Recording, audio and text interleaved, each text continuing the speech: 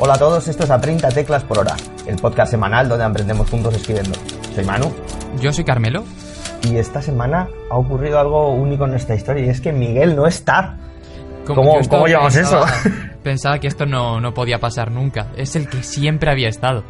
Siempre había estado. Y ahora no responde a nuestros mensajes, no sabemos qué ha pasado con él, si ha sido abducido o se lo ha llevado un pterodáctilo, ¿sabes? Según Instagram está por ahí por Europa, pero yo no me lo acabo de creer. Yo tampoco. Algo está tramando este señor. Sí, ya veréis cómo pronto se sabe. Y además, de hecho, de eso es lo que vamos a hablar hoy. No de si a Miki se lo ha llevado un pterodáctilo, sino de que hasta qué punto podemos construir una historia, ¿no? Y contar elementos difíciles de creer sin que nuestros lectores pongan los ojos en blanco, ¿no? Y esto es la suspensión de la incredulidad, que hoy entre Carmelo y yo aquí vamos a charlar un poco sobre ello. Uh-huh. Bueno, Carmelo, ¿tú cómo dirías que funciona? Bueno, ¿qué es en primer lugar, no? ¿Cómo se define esta herramienta? Podríamos definirlo como esa barrera que todo escritor tiene que superar para con el lector, para que éste se sienta dentro de la historia con las reglas y con las normas que la propia historia tiene. Es decir, uh-huh. no es simplemente que la historia sea real, sino que todo tenga su coherencia dentro del mundo que crea el escritor. Yo creo que esto donde mejor se ve, sobre todo, es en ciencia ficción, en fantasía, pero también se puede ver en otro tipo de historias, pero aquí como hay unas reglas propias, por decirlo así, del mundo que se está construyendo, pues quizás es más fácil. Eso es. De hecho, bueno, el término este en cuestión fue acuñado por un filósofo llamado Samuel Taylor Coleridge. Y se ha definido como una herramienta, ¿no?, de la que hace el uso el escritor y que figura en casi todas las historias, ¿no? Como decía Carmelo, aunque se da más en fantasía y ciencia ficción por su idiosincrasia, ¿no? En realidad figura en casi todas las historias de una manera o de otra, ¿no? Sí, porque eso es, no, sí, lo que tú decías, que al final es porque como estás contando ficción, tienes que conseguir que la persona que lo esté leyendo pues se lo crea, básicamente. Eso es al final, la suspensión de la incredulidad es precisamente que se lo crean. Claro, eso es. Y es que no hablamos solo de poderes, ¿no? O sea, es que cuando te metes en esto dices, wow, significa creerte cosas un poco sobrenaturales, un poco antinaturales, digamos, ¿no? Porque, bueno, lo hemos dicho muchas veces, el mundo no tiene el sentido que tienen las historias, ¿no? Los escritores formamos esas historias, ¿no? Entonces, con esa premisa ya podemos entender que lo que escribamos es muy probablemente algo fuera de la realidad y, por tanto, requerirá de los lectores, ¿no? Pues suspender su incredulidad. Claro, yo me he referido a la fantasía y la ciencia ficción porque quizá es donde es más fácil verlo cuando estás leyendo, sí. Porque es el ejemplo más claro, pero una novela de corte realista puede ser precisamente un sistema social, un sistema político o simplemente que las aventuras de un personaje tengan su aquel, ¿no? Por ejemplo, si nos vamos a una obra como, yo qué sé, Tom Sawyer, pues que las aventuras que tiene el niño puedan ser factibles o que el lector se pueda llegar a creer que un niño puede llegar a tener ese tipo de aventuras. De hecho, pues lo que estábamos hablando, ¿no? No hace falta, o sea, se puede confundir mucho esto de que estamos diciendo, ¿no? Porque por el hecho de que al tener coherencia tiene que ser algo realista, ¿no? Como solemos decir. Pero es justo, como lo ha dicho Carmelo antes, yo creo que lo ha definido perfectamente, porque es con sus propias reglas y con su propio lore, digamos, establecido, ¿no? O sea, no tiene que ser particularmente realista, sino que tiene que ser realista dentro de su propio contexto, ¿no? Eso es. Por ejemplo, para que se pueda entender a lo mejor así una forma más fácil, vamos a recurrir al Señor de los Anillos, que es un libro que todos conocemos, y si no las películas, por variar un poco, ¿no? Pues en El Señor de los Anillos hay una serie de monstruos, una serie de reglas y una serie de estructuras, por decirlo así, ¿no? Pero si de pronto aparece, iba a decir un dragón, pero dragones sí que hay, pero si el dragón que aparece en El Señor de los Anillos, en vez de tirar fuego, de pronto se pone a bailar jotas, pues dices, igual esto no es lo que me están vendiendo, ¿sabes? Es algo que dices. Al final la suspensión de la incredulidad es conseguir que el lector esté dentro de la historia y que ningún elemento le chirríe lo suficiente como para decir, esto no es total, y que se salga fuera de la misma. Eso es. Bueno, de hecho voy a dar aquí el típico dato de Cerebrito. Bueno, no es ni siquiera un dato, ¿no? Pero decía, hay una corriente psicológica que dice que cuando vemos o escuchamos algún tipo de narrativa, que nuestros sistemas cognitivos pasan como a una especie de fase perceptiva sensorial, ¿no? Que como que apagamos un poco todo lo relacionado con nuestra propia presencia para poder percibir todo al máximo. Entonces, bueno, por lo visto, así es como funcionamos los humanos, ¿no? Primero creemos en las cosas y luego tenemos que hacer un esfuerzo para dejar de creerlas. Es como cuando te cuentan una historia, lo primero que haces es creértelo, ¿no? A menos que te cuenten una gilipollez supina, que ya dices, bueno, pero ¿qué dice este tío, no? Pero en realidad, o sea, cuando nos cuentan una historia, lo primero que hacemos es creerlo, ¿no? Y luego, en un segundo paso, a lo mejor sería ya descreer eso, ¿no? Entonces, hay que entender un poco que precisamente ese desarrollo es lo que va a llevar a cabo tanto el lector como la audiencia, ¿no? Del tipo de narrativa que sea. O sea, lo primero que va a hacer va a ser creerse lo que le estamos contando. Y luego, si lo hacemos nosotros mal, pues ya dejará de creérselo.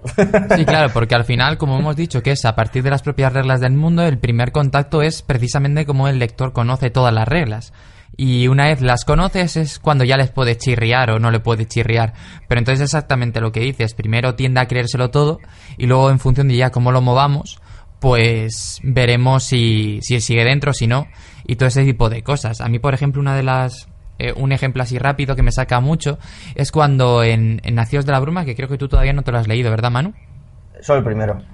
Bueno, pues que el primero ya te establece como una serie de reglas de metales y tal, de cómo funciona cada uno, y en los siguientes libros como que te saca más metales, ¿no? Y a mí siempre me ha chirreado un poco en plan, joder, si ya me has construido unas reglas a partir de estos 6, que hay duplicidades y tal, pues ahora que me metas otro como que me choca un poco, ¿no? Como es, ay, pues necesitabas ¿No había otro... antes o qué? ¿No? Claro.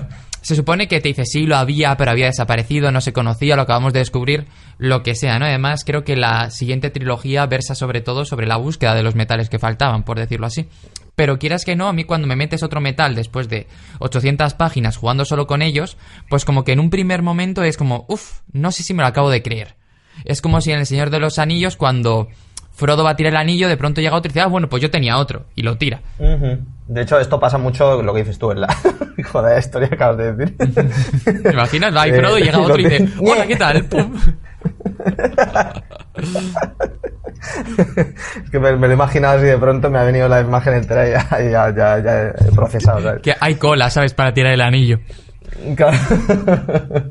El caso es que esto sucede mucho, ¿no? En las trilogías y en las sagas, ¿no? Cuando se empieza por una sola historia y luego se escribe más y a lo mejor no, la historia en particular no tenía la idea de desarrollarse más allá, ¿no? Entonces, por eso yo creo que también a día de hoy, cuando una historia yo creo que tiene potencial, también sería interesante calcular eso premeditadamente, ¿no? Para luego decir, bueno, ¿por dónde me gustaría tirar de esto si al final, si esto siguiera? Claro, al final se nota mucho cuando una saga está totalmente preparada desde el principio o cuando ha sido una extensión posterior.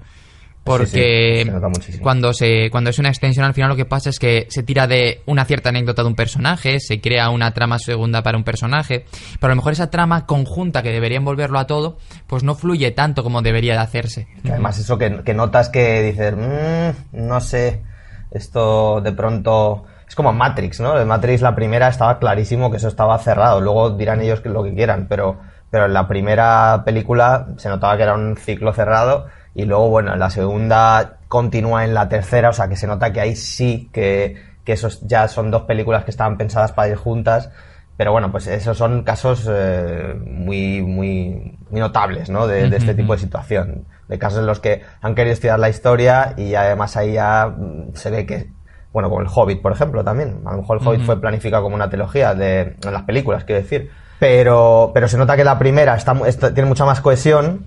No, de hecho, es que estuvo planeado en dos. Entonces, claro, la primera, que fue la primera que se hizo, tiene una cohesión entera. Y la segunda fue cuando dijeron, anda, pues vamos a partirla en dos. Entonces se nota mucho el cambio de cómo se cuentan las cosas, ¿no? Porque de pronto empiezan a aparecer un montón de subtramas, un montón de cosas que lo que hacen es expandir el metraje, pero que en realidad simplemente están ocupando tiempo sin aportar a lo que es la historia principal. Tú te has visto las tres, ¿no? Sí, por desgracia, sí. ¿Y qué te pareció la tercera? A mí me pareció horrible. Un desastre, me parece que la primera enorme. Es buena, que la primera se deja ver muy bien y se salva mucho. La segunda ya se empieza a ver pero es que además el problema de la tercera es que, no sé si te acuerdas, pero cuando acaba la segunda quedan como 10, 15 páginas del libro, o sea, es que no queda más. Pero claro, si es que la batalla es media página, claro. si le dan un golpe, ¿no? Y se queda ahí y cuando se despierta se acaba la historia. A mí es que me parece que en la tercera intentaron hacer como el final épico del Señor de los Anillos y tal, pero el Hobbit no da para eso. Y extender la batalla pues tampoco te aporta nada, porque al final es un cuento en el que un Hobbit pues vence sus miedos y se va de aventura, pero no deja de ser un Hobbit teniendo mucho miedo y muchas cosas. Y a mí la tercera me salí cabreado del cine. La segunda la vi bien y dije, bueno, pues igual. Está entretenida, no sé qué. Había cosas que me chirriaban, ¿no? Pero no era como para decir, he perdido mi dinero. Pero en la tercera seré muy cabreado. Es que me acuerdo un momento en el que están en la batalla ya final y están los enanos como rodeados. Y de pronto aparecen cabras. O sea, no sé si son cabras exactamente, pero son cabras en las que montan los enanos para escapar. Y dije yo, ¿no? Sí. Dije yo, pero, las de los cuernos enormes, esas, eso. ¿no? Y dije yo, ¿cómo es posible? O sea, ¿de dónde ha salido esto? O sea, me cabré. Sí. Bueno, y en la tercera también hay una parte que están los orcos en una montaña, o sea, como preparando el asedio, y de pronto hay como unos gusanos gigantes que se meten en la montaña y que la excavan por dentro y que gracias a eso llegan a la guerra, ¿no? Es verdad. Es una ridiculez. O sea, yo me acuerdo de verlo y decir, pero si de esto no se ha hablado en ningún momento. O sea, ¡hala! Ya está, ¿sabes? O sea, sí, con lo fácil que es poner a los orcos directamente ya en la batalla, ¿sabes? Y quitarte de la justificación que no se justifica de ninguna manera, totalmente. Es que queda peor. Es lo que dices tú, yo salí súper cabreado, pero también por eso, ¿no? Porque dije, es que, a ver, no todo tiene que ser el Señor de los Anillos. O sea, el mundo del Señor de los Anillos da para muchas historias, y la historia de Bilbo, a pesar de ser, que esto también yo creo que me parece un buen apunte para dar en el programa, ¿no?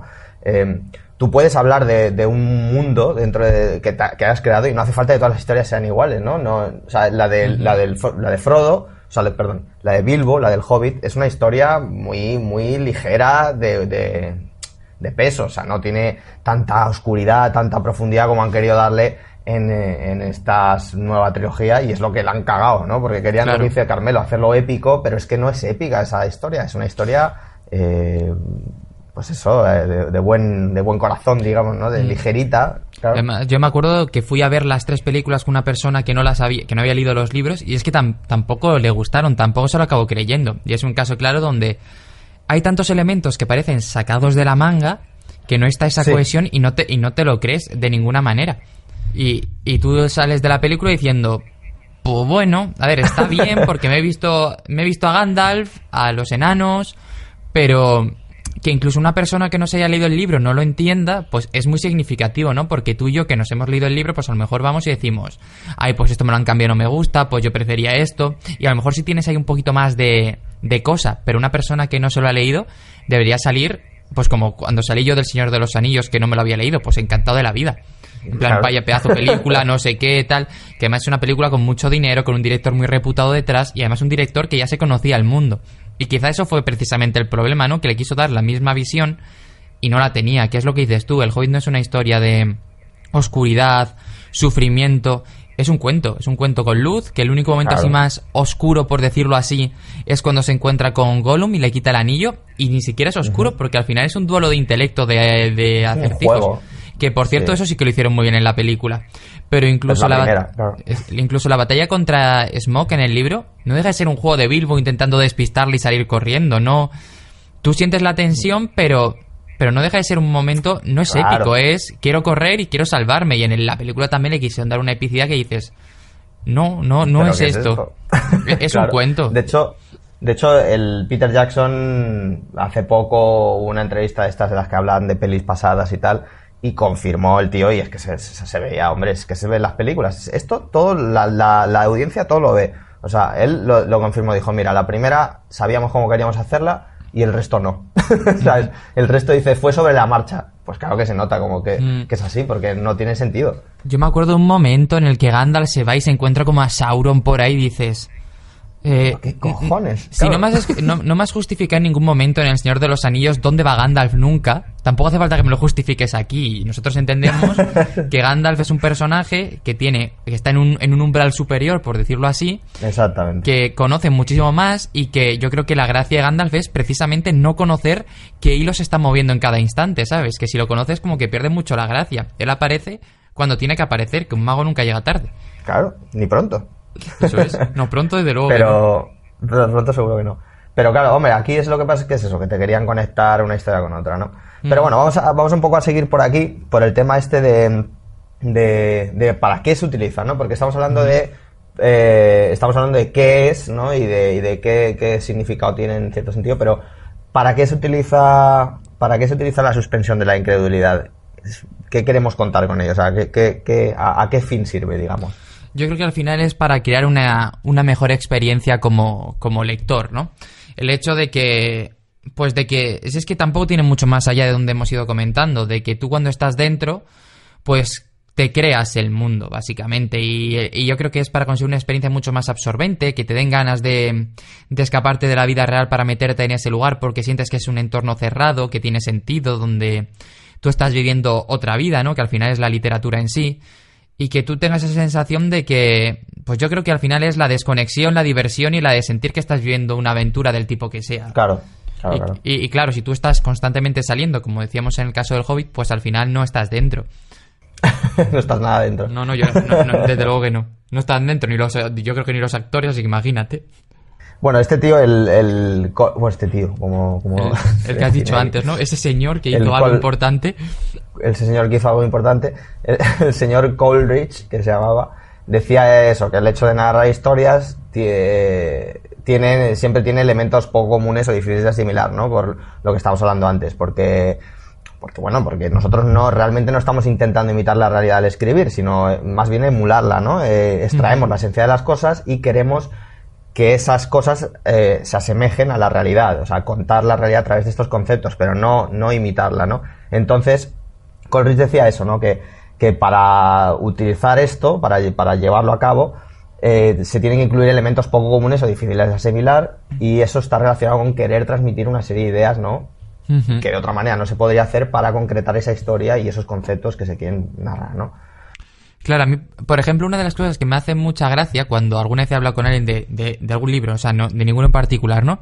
Pero que te dicen, no, es que una cosa que me choca de este libro es que todas las cosas le pasan al protagonista. Y dices, a ver, claro, o sea, eso es una de las cosas que tiene dentro la suspensión de la incredulidad, ¿no? Es evidente que a cualquier persona del mundo no va a salir un día de la puerta y va a vivir una aventura o va a haber una trama súper absorbente que va a cambiarle la vida.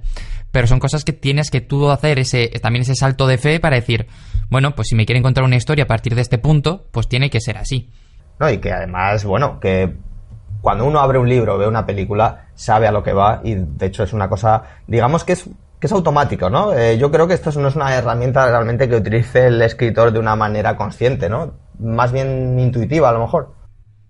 Sí, y además tenemos que tener en cuenta que claro, que al final el lector, si no está por la labor de creerse la historia, no se la va a creer de ninguna manera. Entonces yo creo que el escritor claro. O el director de cine o el que sea, cuando se plantea hacer su historia, tiene que partir con la base de que quien lo va a ver, lo va a empezar a ver sin ningún tipo de prejuicio, porque si ya se plantea como tener que dar empujoncitos al lector para que entre, quizás lo que vaya a salir no está bien, por decirlo así, ¿no? A ti te pasará como a mí seguramente, cuando tú y yo vemos una peli o vemos una serie, pues seguramente automáticamente desconectamos y empezamos a verlo. Quizás a nosotros con la literatura nos sea más complicado, no por nada, sino porque hacemos un podcast, porque escribimos y porque estamos más fijándonos en los pequeños detalles, porque ya no es solo disfrutar, sino también es aprender y entender por qué hacen las cosas, ¿no? Claro, entonces yo cuando leo ya no estoy simplemente viendo, uy, qué divertida es la historia, es... Oye, ¿y esto que me ha contado aquí? Por no sé qué. Por ejemplo, luego lo comentaremos en el libro de la semana, pero hay un momento en Reina Roja de Juan Gómez Jurado en el que te dice simplemente un personaje que se hace como así en el cuello porque tiene mucho calor, ¿no? Y porque le está apretando el chaleco antibalas. A lo mejor 200 páginas después, que es una escena como muy larga, o una trama muy larga, ese chaleco tiene importancia, ¿no? Entonces yo cuando leí ese momento el chaleco dije, ¡buah! Fijo que con esto pasa algo después, ¿no? Y son como cosas que tú ya te vas fijando de que los escritores no las ponen porque sí, sino que las ponen porque tiene una casuística detrás. Y creo que claro, me refiero que para ti, para mí, seguramente el salto en la suspensión de incredulidad sea más difícil simplemente porque no somos lectores al uso, sino que somos personas que vamos un pasito más allá con la literatura. Claro, de hecho es un poco triste eso, ¿no? O sea, yo me he dado cuenta hace poco que veo pelis a veces, sobre todo, bueno, veo pelis y leo, lo que decías tú, ¿no? De una forma inconsciente ya estoy mirando eso, ¿no? Decir, uy, ¿esto qué va a significar, no? Y claro, no, eso a lo mejor te hace que la experiencia no sea tan completa. Bueno, a mí me gusta igual, ¿eh? O sea, el hecho de reconocer que un recurso está ahí no implica que no lo disfrutes. Claro, yo digo que a veces sí que esto tenemos que hacer un programa de eso, ¿no? Y cómo ha cambiado nuestra forma de leer o de ver películas desde que nos dedicamos más a esto, ¿no? Pero, a ver, por un lado puedes echar de menos el hecho de, joder, me quiero sentar simplemente a leer o a ver una peli sin pensar en nada más, que a veces pasa también. Pero también es muy bonito el hecho de verlo siendo consciente, aunque sea de manera automática, de ese detalle que está ahí está por esto. Si ha hecho referencia en esta primera página a una margarita, es porque a lo mejor las margaritas tienen importancia después. Y bueno, pues vas cambiando el prisma con el que lo ves todo, pero no deja de ser una manera distinta de disfrutarlo. Y yo creo que, claro, que yo por lo menos, o sea, digo, si alguna vez sí que me gustaría el hecho de me apetece leer un libro y no pensar en nada más. Pero luego siempre voy pensando, ¿no? Hoy, por ejemplo, me he empezado un libro que se llama Tony Links, es un libro infantil, que es un libro que cada página es como una aventura con un acertijo, y me hizo mucha gracia cuando me lo ofrecieron leer, que es de Miguel Griot. Y, joder, pues yo voy fijándome ahora en cada página cómo planteas el enigma, cómo utilizas la narrativa para que no sean simplemente puzzles, sino para que el niño se sienta dentro de que está viviendo una historia. Entonces, pues, es muy interesante y lo vas viendo y dices, aquí ha hecho esto porque este pequeño detalle luego se utiliza, mira, esto justo lo menciona en la primera página, y creo que también es una forma muy especial de disfrutarlo. Claro, no tiene por qué ser siempre de la misma manera, o sea, es lo que decíamos, ¿no? A lo mejor no te sorprende igual porque tú ya tienes otra percepción de las cosas, pero eso no implica que no lo vayas a disfrutar. De hecho, a veces, eso no te pasa a ti que dices, anda, como esto sea así, porque ya te lo has visto venir, esto puede molar mucho, ¿no? O sea, de hecho, a veces, incluso tú personalmente en tu interior ya estás alabando al autor, diciendo, ahí va, esto va a ser esto, joder, si va a ser así, va a ser la hostia, ¿no? Claro, entonces es otra manera, ¿no? De disfrutarlo. Por eso tampoco hay que asustar a la audiencia diciendo, vas a dejar de disfrutar. No, claro. Pero yo creo que los que se asustan son luego cuando hablas con algún amigo que no está metido en esto y le dices, no, claro, pero es que justo aparece este detalle, yo creo que va a ser por esto. Y eso me pasa a mí a veces en Juego de Tronos y tal, cuando está la serie y me dicen mis amigos, ¿no puedes ver la serie y ya está y seguir tomándote la cerveza y callarte? Y no, pero es que no puedo. Ha aparecido justo ese punto ahí. Y claro, que haya aparecido esto, es que va a aparecer... Es una locura. Bueno, pues para ir un poco acotando lo que hemos dicho, ¿no? ¿Cómo se usa? Bueno, pues no es que haya una manera particular de usarlo, yo creo que es lo que hemos dicho, ¿no? Algo un poco más inconsciente, pero como ha dicho Carmelo justo al principio del programa, la base de hacer que se sostenga esa suspensión, ¿no? Es mantener la coherencia, ¿vale? Si el mundo o las circunstancias expuestas se han construido bajo esta premisa, todo va a funcionar, ¿vale? Y lo que hemos hablado, ¿no? Lo de que no tienen por qué ser solo cosas sobrenaturales, como se habla de poderes y cosas así, ¿no? Puede ser simplemente el hecho de que en una historia dos personajes se crucen 4 veces el mismo día en la misma ciudad o algo así, ¿no? Que dices, joder, eso es imposible. Bueno, es posible siempre que tú hayas establecido el mundo para ello, ¿no? Bueno, vamos a pasar al último punto ya. ¿Qué peligro? Porque a mí me parece esto muy interesante. ¿Qué peligros hay cuando la suspensión se suspende, digamos, ¿no? Cuando el lector deja de creer ya en lo que está viendo. Yo creo que esto es lo peor que te puede ocurrir. Yo creo que lo peor que puede pasar es que el lector diga, yo no quiero seguir leyendo y voy fuera, porque no me lo estoy creyendo, pero vamos, yo creo que principalmente es que tú cuando paulatinamente empiezas a ver detalles que no te crees, pues como que poco a poco empiezas a estar fuera. Y cuanto más estás fuera, menos ganas tienes que de leer. Entonces, más te va a llamar otro libro, otra peli, otra serie. Y vas a ir peor juicio. Y peor juicio vas a tener, además. Eso es. Y ya, si sigues leyendo, por ejemplo, que a ti y a mí nos habrá pasado también, que a lo mejor no estás tan enganchado a un libro, pero dices, este me lo quiero leer porque tal y tal. Y ya no es quiero leer, sino que haces tú ya el esfuerzo por leerlo. Y si encima ese esfuerzo no se ve recompensado con estoy leyendo sin preocuparme de estos detalles, sino que esto de aquí no, este punto, este personaje no me cuadra. Claro. Pues está medio fuera. Claro, disfrutas menos, estás medio fuera, tardas mucho más y yo creo que lo que peor que le puede pasar a un escritor es lo que tú has dicho, que tengas un peor juicio al final de la novela y que luego veas otra novela de ese mismo escritor y que no la quieras leer. O sea, que digas, este es el que hizo tal, ¿no? Que eso es un peligro muy grande de los escritores, el hecho de que te juzguen solo por un trabajo. A mí me parece eso muy difícil. Y me parece injusto también, pero bueno, porque todo el mundo va creciendo y tienes derecho, ¿no? a tener ese margen para decir, oye, a lo mejor ese libro no está tan bien, pero este próximo, pues me Pero claro, mejor, al final hay tantos libros por leer, no tanta oferta, que tú tienes que descartar de alguna manera. Y ya no digo que no te guste, sino que te deje una sensación de, es que no me ha convencido nada. Claro. A mí esto de que se suspenda la suspensión, ¿no? Lo de que me vuelva un incrédulo, digamos, me pasa muchísimo, yo no sé si a ti también, con las películas de terror, ¿no?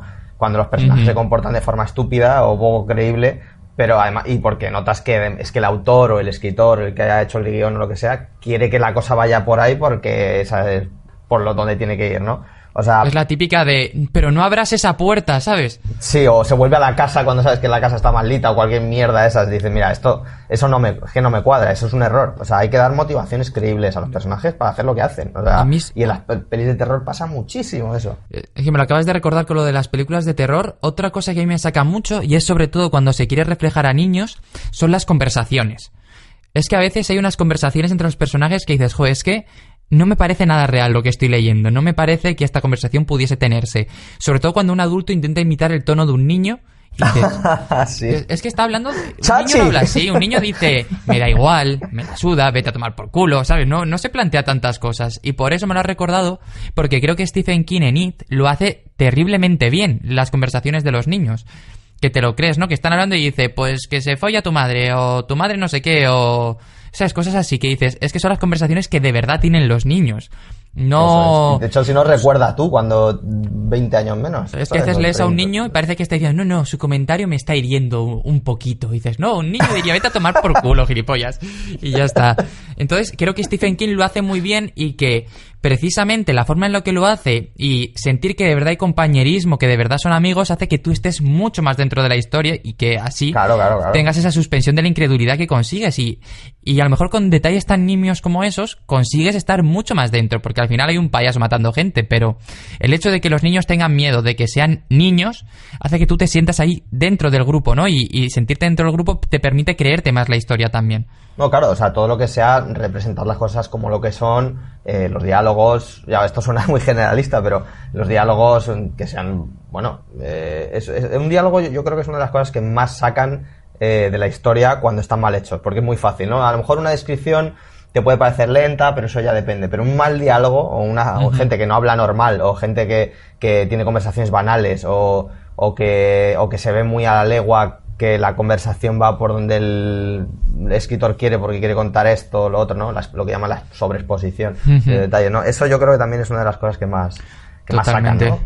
Sí, totalmente. Al final es que claro, la suspensión que estábamos hablando al principio, que a lo mejor se conseguía en grandes cosas, pero es que los pequeños detalles también son fundamentales, porque es al final lo que hace que una historia cuadre o no, o ese personaje que dice algo cuando dices tú, ¿y este personaje cómo sabe esto, no? Y no es precisamente porque luego tenga un trasfondo enorme que vaya a conectar con una subtrama, sino simplemente porque el autor necesitaba que X personaje eligiese a Y personaje, tienes que ir para allá, ¿sabes? Entonces, pues es un diálogo... ¡Qué casualidad! Y eso a mí me recuerda mucho... Era un recurso muy fácil que se tenía antes en los videojuegos, por ejemplo, ¿no? Que tú no sabías a dónde ir, ibas a la típica taberna, ¿no? En un juego de rol y decían, no, pues en la montaña ha pasado algo súper chungo y han muerto todos. Bueno, y se han muerto todos, ¿cómo lo sabes? Algo súper chungo. claro, algo súper chungo. ¿Sabes? Y como que decías... Vale, pero son recursos que yo creo que poco a poco, incluso en los videojuegos, donde cada vez está todo más pulido, pues se está haciendo cada vez mejor.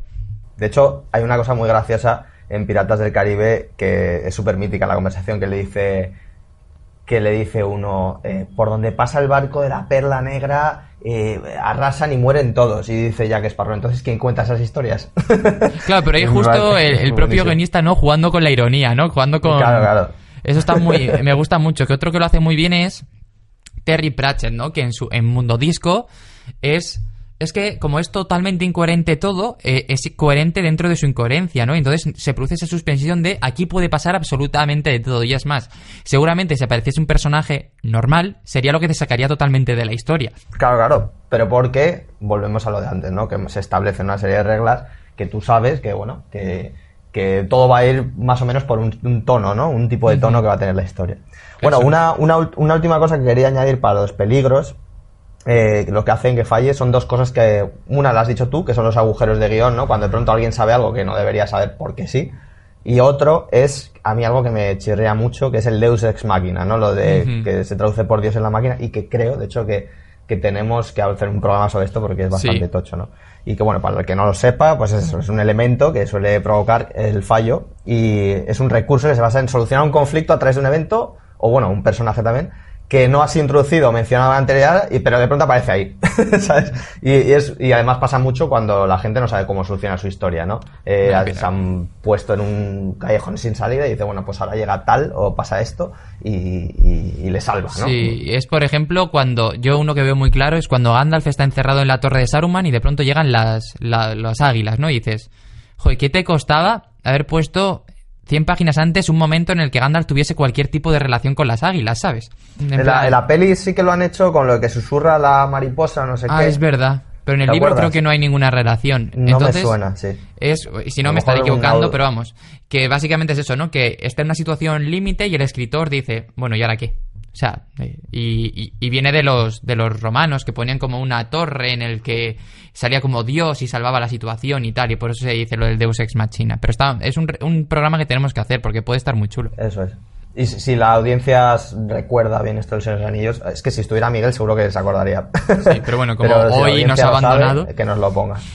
Eso es. Exactamente. Bueno, y mira, hablando de Mickey, vamos a concretar esto de la suspensión de la incredulidad antes de pasar al libro de la semana, ¿no? Si a Mickey se le ha gastado la batería del móvil y se ha quedado tirado en medio de la carretera y por eso no responde los mensajes, entendemos que eso es posible, ¿no? Es coherente. Pero si se lo lleva un pterodáctilo, como he dicho al principio, vosotros vais a suspender vuestra incredulidad, ¿no? Porque es imposible que eso ocurra, eso creemos, ¿no? Y porque en nuestra realidad nadie ha introducido la posibilidad de que eso pase hasta que a alguien se le ocurra hacer Parque Jurásico. Está en Holanda y hay sustancias muy raras. Yo no digo nada. Un saludito a Miki por aquí. Sí. A ver, ya el próximo Miki ya estará. Bueno, pues vamos a pasar al... Pues sí, nos lo traes tú, ¿no? El libro de la semana, nos lo trae Carmelo. Hoy vamos a hablar de Reina Roja, de Juan Gómez Jurado, que cuando estamos grabando esto ha salido hace nada, salió la semana pasada, así más o menos sabéis con qué periodicidad vamos grabando.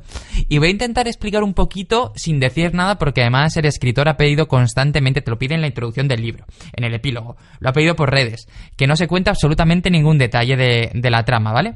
Pero básicamente trata sobre un inspector de policía que le ha liado un montón y como que le suspenden, pero justo llega una figura superior que es como una inteligencia que está en toda Europa, que resuelve todos estos tipos de casos donde hay poderosos y donde no se puede salir a la luz, ¿no? Entonces como le recluta, bueno, le chantajea y le recluta, y tiene una compañera que se llama Antonia, que es un personaje que tiene una inteligencia sobrehumana, que es la Reina Roja de España, por eso se llama así, hay una Reina Roja en cada país de Europa, y es como una fuera de serie, una persona que es absolutamente inteligente y que se ponen los dos a intentar resolver un caso. Es un thriller que te atrapa, vamos, una barbaridad. Yo me lo he leído en una semana y no me lo he podido leer antes, pues entre trabajo, máster y cosas como esta, pues no puedo darle más, ¿no? Pero... Joder, pues ya una semanita está bien. Son casi 600 páginas al final. Pero vamos, hacía mucho que no me enganchaba tanto un libro, de verdad. No vais a encontrar la historia de vuestra vida, ¿no? Pero sí que es un libro que te engancha, que te lo pasas muy bien, que empatizas un montón con los personajes, que la suspensión de la incredulidad se hace muy rápido y muy bien. Y que, porque claro, te tienes que creer que puede haber un personaje que tenga esa inteligencia que tiene Antonia, se llamaba. Pero vamos, una auténtica maravilla. Yo me había leído antes Cicatriz y me había gustado bastante, pero este me parece que está mucho por encima. Al final me sorprende mucho. De hecho, Cicatriz ha estado en este programa también. Es verdad. De hecho, 2 veces. Sí, luego más que luego hablamos del paciente, ¿no? Se llama así. Sí. Y la cosa es que joder, se nota mucho. A mí me sorprende mucho y creo que tiene mucho valor que un escritor como Juan Gómez Jurado, que es uno de los que más vende de España, en vez de intentar sacar novelas como churros, se haya dado 3 años para escribir una novela. Me parece que tiene mucho mérito y que es algo de respetar, porque tú cuando estás en esa posición y además con la exposición que él tiene, igual podría decir, pues me hago un libro mucho más rápido, con mucho menos trabajo y lo voy sacando como churros, ¿no? Pero no, se nota que hay muchísimo trabajo detrás, que todas las tramas conectan muy bien y merecen mucho la pena. Yo lo recomiendo. Es que eso es lo importante al final, que... Bueno, sea la velocidad a la que escribas, que lo que saques sea un buen producto y algo que dé gusto de leer, ¿no? Y si tardas 3 años, pues lo que tardes, pero... Joder, pues qué bien, me lo leeré. Tengo ganas, ahora que vuelvo para España en diciembre, seguramente lo compre. Que tenemos que hablar de cuando vuelves, por cierto. Sí, señor. Llego el 3 de enero, pero... Ah, genial. tenemos que ir montando eso y ver qué pasa. Si al final hay una reunión para tomarnos algo todos juntos y que la audiencia que se quiera pasar y que pueda, yo puedo anunciar pues, que el 4 me voy, pero el 3 tengo el día libre. Entonces, ahí lo dejo. O sea, pues ahí está. Toda esa semana la tengo libre, así que si la audiencia está interesada, Miki no sé cómo la tendrá, pero podemos intentar montar aunque sea una cena o algo así, ¿sabes? Tampoco tiene que ser nada más, o picar algo en un bar y a tomar por saco. Sí, eso, algo sencillito realmente, es la idea, para que la gente se pueda pasar sin tener que gastar mucho dinero tampoco, y hablar y de buen rollo, como es este programa, sí. ¿no? Nosotros 3 nos vamos a reunir seguro, así que el que se quiera sumar, bienvenido es. Eso es, lo iremos poniendo por el Twitter y también por la página, yo creo. A ver, crearemos un evento para que la gente esté informada. Por todos lados. Y a medida que lo hablamos. Sí, además yo creo que entre las próximas semanas deberíamos ya tenerlo cerrado para que, si el que se quiera pasar, pues eso, que pueda hacerlo. Perfecto. Bueno, pues nada, Carmelo, pues terminamos por hoy, ¿no? Sí, ha quedado muy chulo. Muy bien. Sí, la verdad que al final ha sido, y podíamos haber charlado más, yo creo, pero bueno, a la próxima a lo mejor con Miki. Bueno, pues eso ha sido todo. Recordad que podéis encontrarnos en Twitter, Facebook, Instagram, YouTube, en nuestra página de 30teclasporhora.com, 30 en número. Y bueno, pues esto, nos vemos la semana que viene. Muchas gracias. Adiós.